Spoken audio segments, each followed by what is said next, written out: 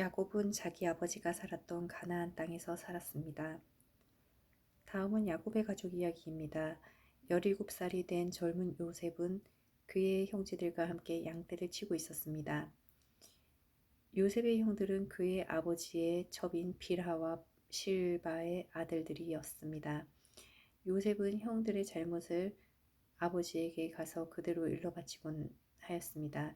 요셉은 야곱이라고도 부르는 아버지 이스라엘이 늙어서 낳은 아들이었으므로 이스라엘은 다른 어느 아들보다도 요셉을 더 사랑했습니다. 이스라엘은 요셉에게 소매가 긴 좋은 옷을 만들어 주었습니다. 요셉의 형들은 아버지가 자기들보다 요셉을 더 사랑하는 것을 알고 동생 요셉을 미워하여 요셉에게 인사말도 건네지 않았습니다. 어느 날 요셉이 꿈을 꾸었습니다. 요셉이 그 꿈 이야기를 형들에게 들려주자 형들은 요셉을 더 미워했습니다. 요셉이 말했습니다. 내가 꿈 이야기를 들어보세요. 우리가 들에서 곡식단을 묶고 있는데 내 곡식단이 일어서니까 형들의 곡식단이 내 곡식단 곁으로 몰려들더니 내 곡식단 앞에 절을 했어요. 요셉의 형들이 말했습니다. 내가 우리의 왕이라도 될 줄 아느냐? 내가 정말로 우리를 다스리게 될 줄 아느냐? 요셉의 형들은 요셉이 말한 꿈 때문에 이야기 때문에 그전보다도 더 요셉을 미워했습니다. 그 후에 요셉이 또 꿈을 꾸었습니다. 요셉은 그 꿈 이야기를 또 형들에게 들려주었습니다. 들어보세요. 내가 또 꿈을 꾸었어요. 꿈에서 보니까 해와 달과 별 11개가 나에게 절을 했어요. 요셉은 그 꿈 이야기를 자기 아버지에게도 했습니다. 그러자 요셉의 아버지는 요셉을 꾸짖었습니다. 그게 도대체 무슨 꿈이냐? 너는 정말로 너의 어머니와 너의 형들과 내가 너에게 절을 할 것이라고 믿느냐? 요셉의 형들은 요셉을 질투했습니다. 그러나 요셉의 아버지는 그 모든 것을 마음속에 새겨두고 있었습니다. 어느 날 요셉의 형들이 아버지의 양떼를 치려고 세겜으로 갔습니다. 이스라엘이 요셉에게 말했습니다. 네 형들이 세겜에서 양떼를 치고 있지 않느냐? 내가 너를 그들에게 보내려 한다. 요셉은 예, 다녀오겠습니다 하고 대답했습니다. 요셉의 아버지가 말했습니다. 가서 네 형들과 양떼가 잘 있는지 보고 돌아와 나에게 알려다오. 요셉의 아버지는 헤브론 골짜기에서 요셉을 떠나보냈습니다. 요셉이 세겜에 이르렀습니다. 어떤 사람이 요셉이 들에서 헤매고 있는 것을 보고 물었습니다. 무엇을 찾고 있느냐? 요셉이 대답했습니다. 형들을 찾고 있습니다. 혹시 우리 형들이 어디에서 양을 치고 있는지 아십니까? 그 사람이 말했습니다. 내 형들은 이미 다른 데로 갔다. 내 형들이 도단으로 가자라고 말하는 것을 들었다. 그래서 요셉은 형들을 뒤쫓아가 도단에서 형들을 찾았습니다. 요셉의 형들은 멀리서 요셉이 오고 있는 것을 보았습니다. 그들은 요셉이 가까이 오기 전에 요셉을 죽이기로 계획하고 서로 이렇게 말했습니다. 꿈꾸는 애가 오는구나. 저 애를 죽여서 그 시체를 웅덩이에 던져넣자. 그리고 아버지에게는 들짐승이 저 아이를 죽였다고 말하자. 그가 꾼 꿈이 어떻게 되는지 한번 두고 보자. 하지만 그때 루브벤이 그 계획을 듣고 요셉을 구해주려는 마음에서 말했습니다. 요셉을 죽이지는 말자. 피를 흘리게 하지는 말자. 이 광야의 웅덩이에서 저 아이를 던져넣자. 하지만 해치지만은 말자. 루벤이 이렇게 말한 것은 요셉을 그 형들의 손에서 구해내어 아버지께 돌려보내기 위함이었습니다. 요셉이 형들에게 가까이 다가오자 형들은 소매가 긴 요셉의 옷을 벗겼습니다. 그리고 그들은 요셉을 웅덩이에 던져 넣었습니다. 그 웅덩이는 비어 있었고 그 안에는 물이 없었습니다. 요셉이 웅덩이에 있는 동안 형들은 자리에 앉아서 음식을 먹었습니다. 그들이 고개를 들어보니 이스마엘 사람들이 오고 있는 모습이 보였습니다. 그 이스마엘 사람들은 낙타의 향료와 유향과 몰약을 싣고 길르앗에서 이집트로 여행하던 중이었습니다. 그 모습을 보고 유다가 형제들에게 말했습니다. 우리가 동생을 죽인 다음 그 사실을 숨긴다고 해서 우리에게 무슨 좋은 일이 있겠나. 차라리 요셉을 저 이스마엘 사람들에게 팔아버리자. 그러면 동생을 죽이는 죄도 짓지 않게 된다. 그래도 저 애는 우리 동생이고 우리와 피와 살을 나눈 형제가 아니냐. 그러자 다른 형제들도 모두 유다의 말에 찬성했습니다. 그러는 동안 미디안 상인들이 지나갈 때 형들은 요셉의 웅덩이에서 꺼내어 은 20세겔을 받고 이스마엘 사람들에게 팔았습니다. 이스마엘 사람들은 요셉을 이집트로 데리고 갔습니다. 요셉의 형들이 요셉을 이스마엘 사람들에게 팔았을 때 루벤은 거기에 없었습니다. 루우벤이 웅덩이로 돌아와 보니 요셉이 보이지 않았습니다. 루우벤은 너무나 슬퍼서 자기 옷을 찢었습니다. 그 후에 루우벤은 다른 형제들에게 돌아와서 말했습니다. 아이가 보이지 않는다. 이제 나는 어떻게 하면 좋으냐. 요셉의 형들은 염소 한 마리를 죽여서 그 피를 요셉이 입었던 형제가 소매가 긴 옷에 묻혔습니다. 그리고 나서 그들은 그 옷을 자기 아버지에게 가지고 갔습니다. 그들이 말했습니다. 이 옷을 주었습니다. 혹시 아버지 아들의 옷이 아닌지 잘 살펴보십시오. 야곱이 그 옷을 살펴보고 말했습니다. 내 아들의 옷이 맞다. 사나운 들짐승이 요셉을 잡아먹었나 보구나. 내 아들 요셉이 찢겨 죽고 말았구나. 야곱은 너무나 슬퍼서 자기 옷을 찢고 거친 배로 허리를 묶었습니다. 야곱은 이들의 죽음 때문에 오랫동안 슬퍼했습니다. 야곱의 모든 아들과 딸들이 야곱을 위로하려 했지만 야곱은 위로를 받으려 하지 않았습니다. 야곱이 말했습니다.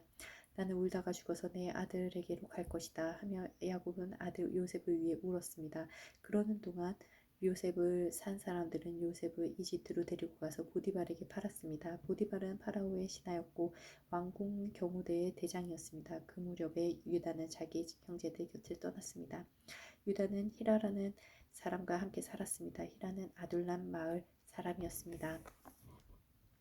유다는 그곳에서 어떤 가나안 여자를 아내로 맞아들였습니다. 그 여자의 아버지 이름은 수아였습니다. 유다는 그 여자와 잠자리를 같이 했습니다.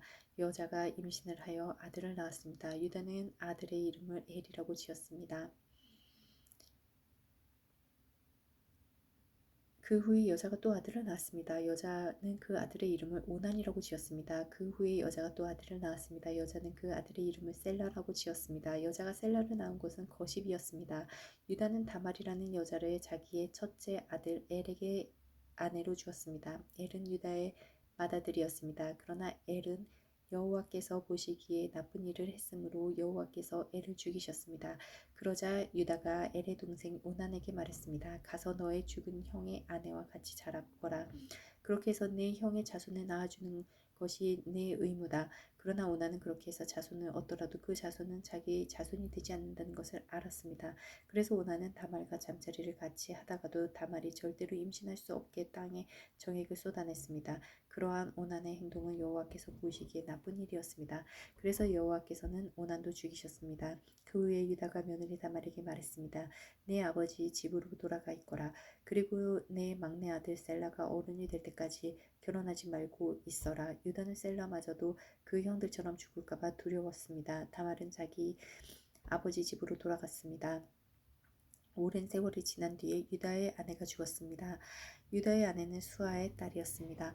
유다는 아내의 죽음을 슬퍼하는 기간을 지낸 후에 딥나로 갔습니다. 유다는 자기 양떼의 털을 깎고 있는 사람들에게 갔습니다. 유다의 친구 아둘람 사람 히라도 함께 갔습니다.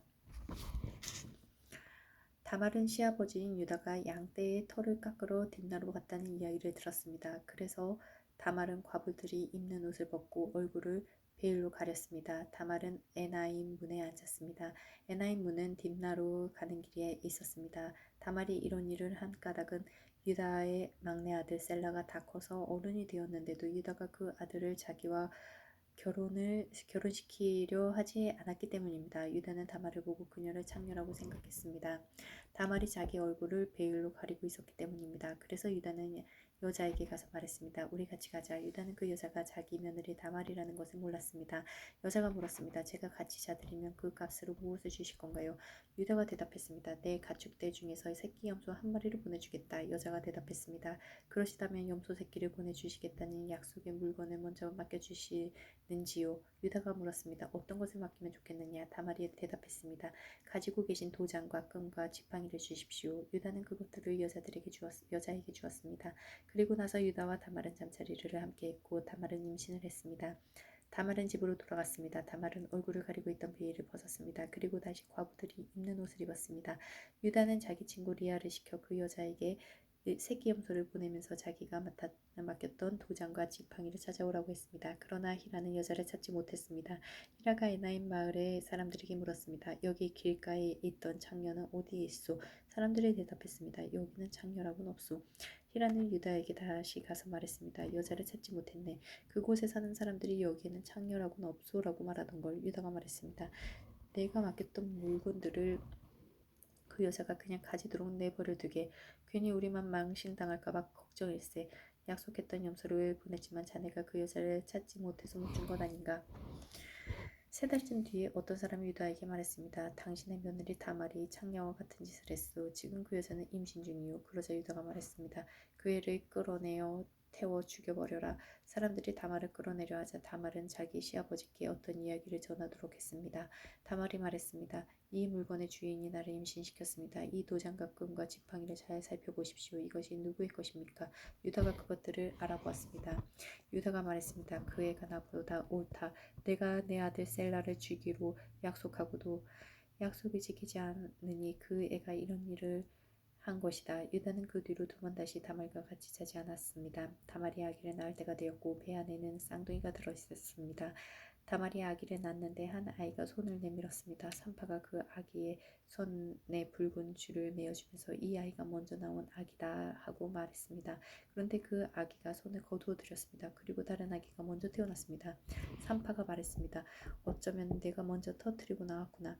그래서 그 아이의 이름은 베레스가 되었습니다. 그 다음에 붉은 줄을 손에 맨 아기가 태어났습니다. 그 아기의 이름은 세라가 되었습니다.